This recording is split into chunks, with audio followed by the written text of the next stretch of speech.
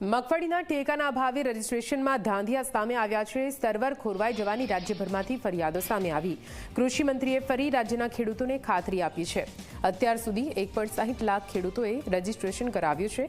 મગફળીને વેચવા માટે ખેડૂતોએ નોંધણી કરાવી છે।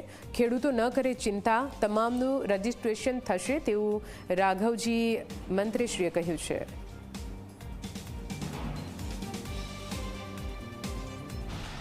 સર્વર ડાઉન થઈ જતા પહેલા દિવસે વિક્ષેપ પડ્યો હતો, પણ બીજા દિવસથી આ પરિસ્થિતિ વ્યવસ્થિત કરી દેવામાં આવી છે અને હવે આ કાર્યવાહી નિયમિતપણે વ્યવસ્થિત ધોરણે ચાલશે। ખેડૂત ભાઈઓને મારી વિનંતી કે ધીરજ રાખે।